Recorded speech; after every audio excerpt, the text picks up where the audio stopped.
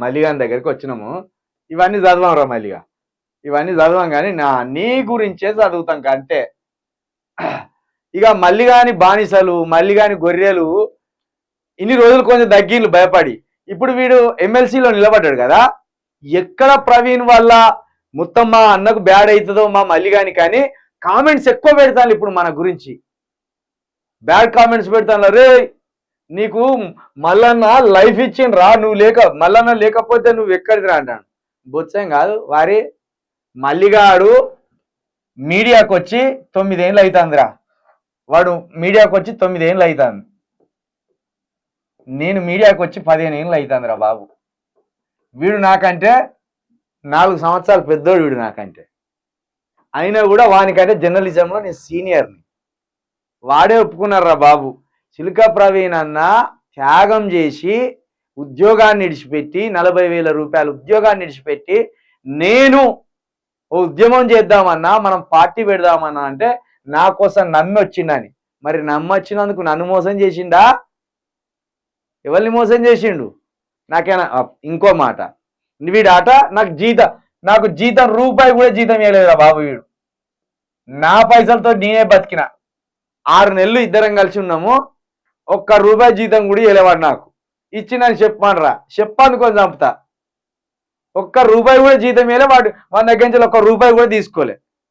పైగా నా మీద వీడు 5,000 రూపాయల నిందేసిండు. 5,000 రూపాయల నిందేసిండు. మళ్ళీ ఇంకేమంటాను తెలిసి తెలియని గొర్రెలు. వీడాట నన్ను ఆఫీస్లోకి వెళ్ళి గెంటేసిండట. వాడు ఆఫీస్లోకి వెళ్ళి గెంటేయలేదురా నాయన. నేను జూలై 29వ తారీఖు ప్రెస్ మీట్ పెట్టిన. జూలై 29వ తారీఖు ప్రెస్ మీట్ పెట్టిన. ఇది 2021లో. వీడు నేను ప్రెస్ మీట్ పెట్టినాక జూలై 31వ తారీఖు నా మీద ఎలిగేషన్లు పెట్టాడు. ఎందుకంటే ఇజ్జత్ పోతుందిగా. ఇప్పుడు వాడు బయటికి పోయి ప్రెస్ మీట్ పెడితే మనం ఏ నిందేయకపోతే ఇజ్జత్ పోతుంది. కాబట్టి ఏదో ఒక నిందేయాలి అని చెప్పిండు.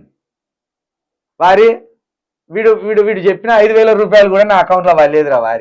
వాళ్ళ అన్న అకౌంట్లో పడ్డది. వాడు ఏం చేసిందంటే తెలివిగా, వాడు పిలిచినప్పుడు కుర్చీలు లేవు లోపల. అంతకుముందు కుర్చీలు ఉండే. ఆ కుర్చీలు అన్ని తీసేసి తెలివి ఏం చేసిందంటే, ఇక మేము ఇట్లా నిలబడ్డాం.